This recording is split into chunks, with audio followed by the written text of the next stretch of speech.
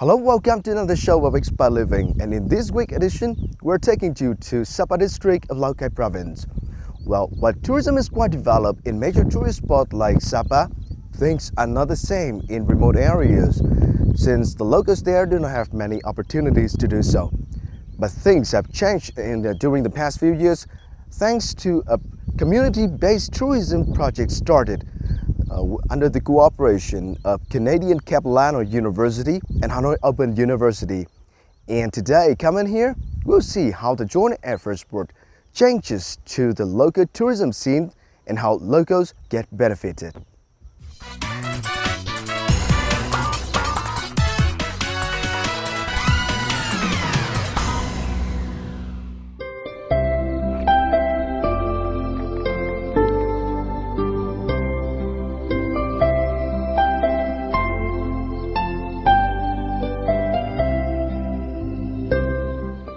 Blessed by nature, the land of Sapa district, Lào Cai province owns a wild, beautiful look that not easily found across Vietnam.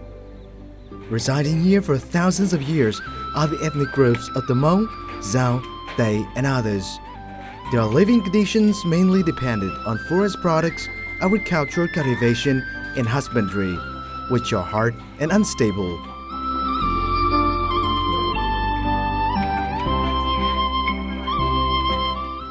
But when tourists got to know about the beauty of the land, tourism starts to develop here, and the ethnic people became part of it. But without skills and knowledge, the locals did not benefit much.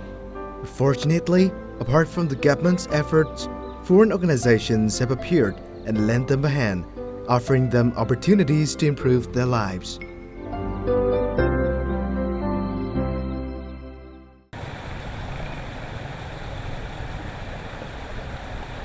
Walking the road leading to Lao Chai village, I'm going to meet the members of the Community-Based Tourism Vietnam project, or CBT Vietnam.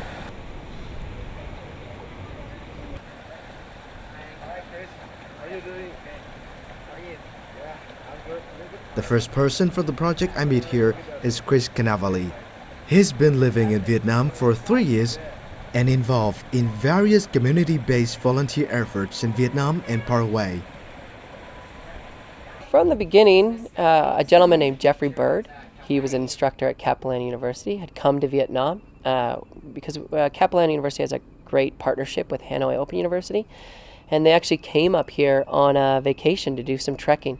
And when they came up here, they met some of the tour guides, met some of the people in the villages, and thought that this would be an excellent place to do a community-based tourism project. When the team first arrived, tourism had already grown here. But unlike people in Sapa town, the ethnic people face a lot of challenges on how to benefit from the development of tourism. The growth of tourism was a little bit strong for the local villages to handle. So there were some challenges around safety of the tourist, food safety, sanitation and maintenance.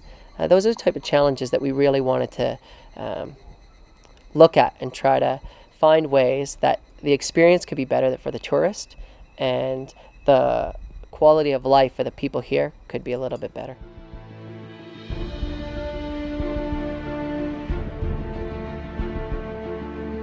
Words about the beauty of the land spread and tourists started to come. But the local ethnic people weren't ready. Without basic education and skills, they began engaging with the tourism scene. All they did was provide tour guide service and try to earn some money by selling local souvenirs to tourists. And that was when CBT Vietnam arrived. Project members made great efforts to talk with local ethnic people, tour operators, and local authority about what needed to be done to help improve the tourism scene.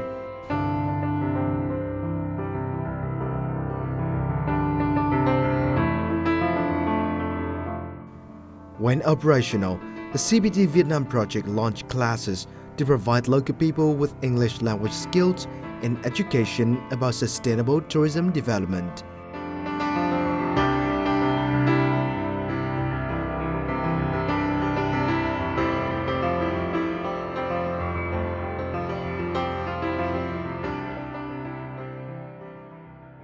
Every year, members of the CBT Vietnam project, which includes Canadian and Vietnamese, visit different sites in Sapa district. And during their stay, they organize a lot of activities to help locals change the awareness about tourism development and also help them find ways to meet with tourist demand. Now let's get to Lao Chai commune to see how things are going there. The valley where Lao Chai village is located. Today, the CBT Vietnam team is visiting 2 local households that plan to set up homestays for tourists. These 2 venues are around 2 kilometers up from the foot of the hill. Lala, a local guide, helps them get there. Lao Chai village has one guest house, one homestay style guest house by Sapo Chow, and nothing else there. So we're pretty excited about working now in Lao Chai with the Black Hmong people. It's a beautiful village, and hopefully they'll create a product that'll be really special for the tourists. I can't hold them. The first house is owned by Hap Aqua, a Hmong person. Meeting the man, the team provides him one-on-one consultation, asking him about the current condition of the house, what he has done, and what he needs to do to get the homestay up and running. We do a lot of one-on-one consultation with the homestay owners and help them individually, because each homestay is a little bit different. Each owner has a different vision of what they want their homestay to be. There are some standards that need to be met. We also, in this particular project, have brought some of those Lao Chai potential homestay owners in to tap in to learn from these people here who, as you can see, they're quite successful now. Here, especially in the outside, tell me what you're going to do with the garden.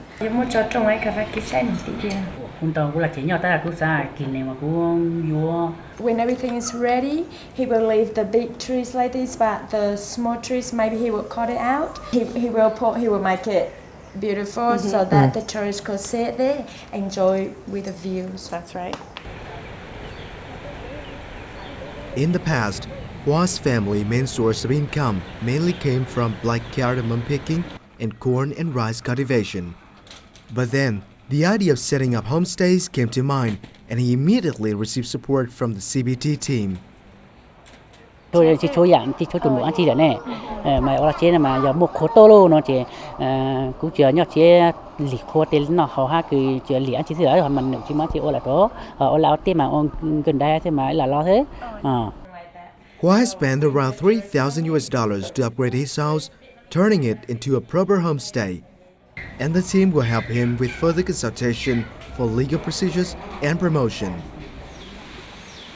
In a house nearby, Liazer and his father are chopping up bamboo to make bamboo furniture for his future homestay. Thanks to the consultation from CBT Vietnam, he's quite clear about what to do. Anh làng nhà khách ở là làng đầy đủ các thứ mà làng toilet này, làng dầm khách nhủ này, làm ga nấu cơm ăn này, làm thứ đầy đủ cho khách ở nhà em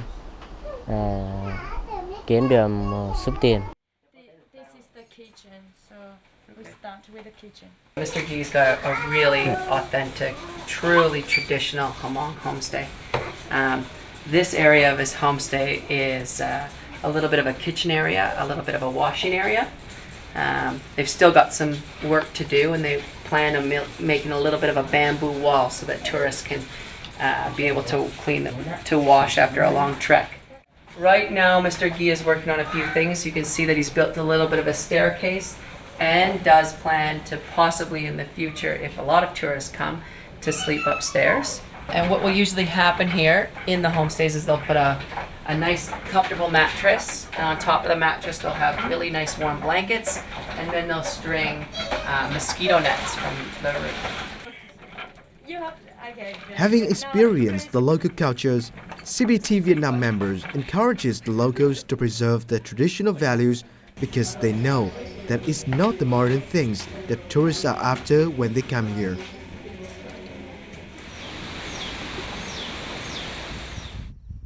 Diversifying tourism products is one of the key targets for the project, and that's why the team members are working so hard to have the locals come up with new ideas, new products so that they can make tourists stay longer in their village and of course spend more, bringing greater revenue to the local residents.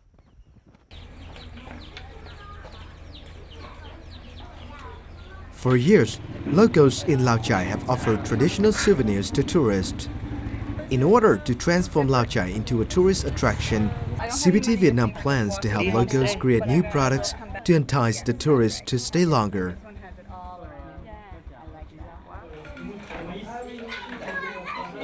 Mrs. D is known as one of a few locals with the best batik techniques. Today, Taryn and Caitlin is visiting the Hmong lady and asking her to teach them the trade. With their own experiences, they hope they can design some new tourism products for the locals.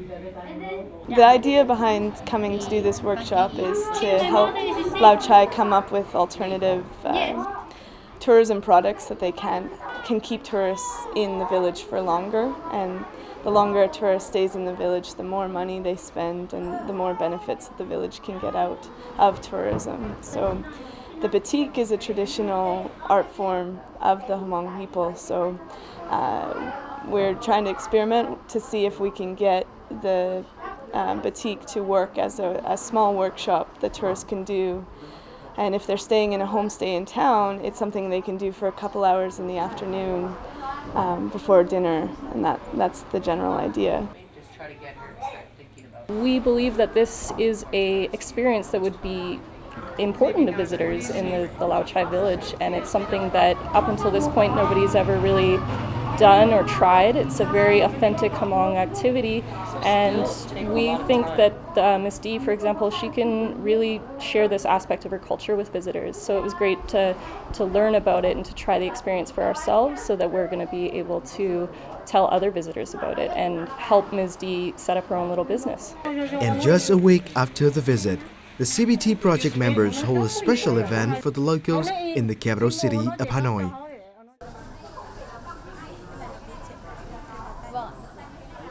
The legendary night market brings a modern atmosphere to Hanoi.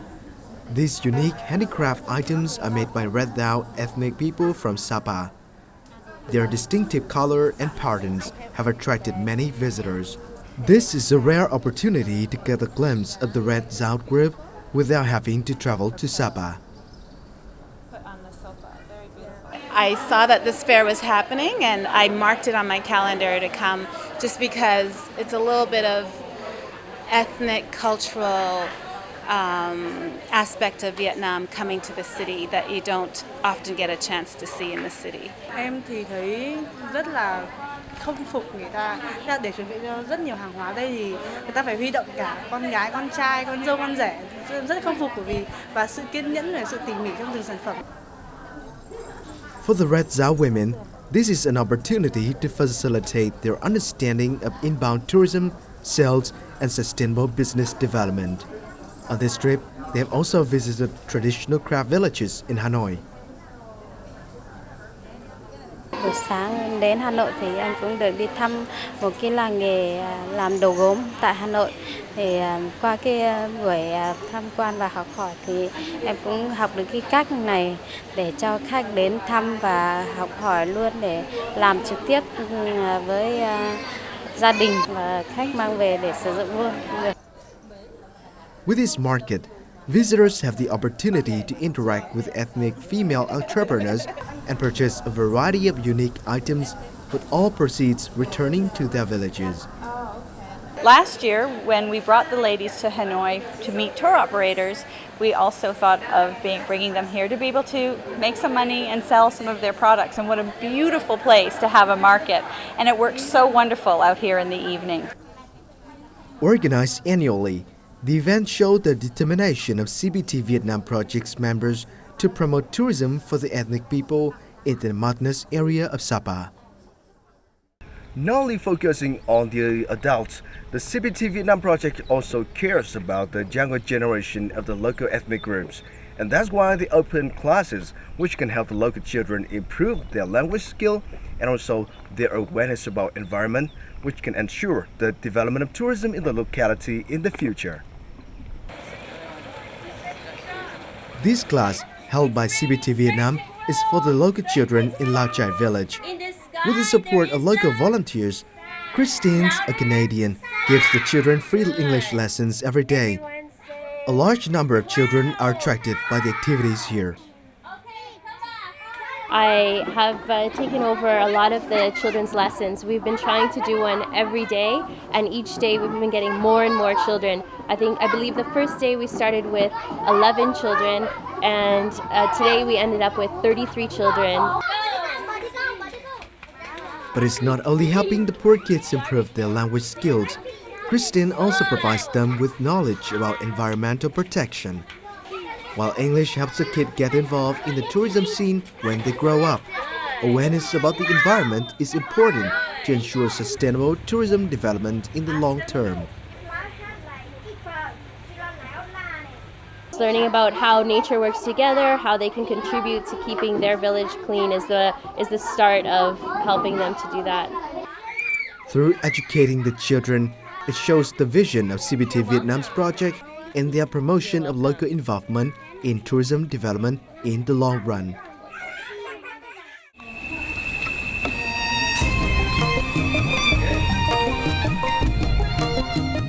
Chris has known Lee Man May since the start of the project.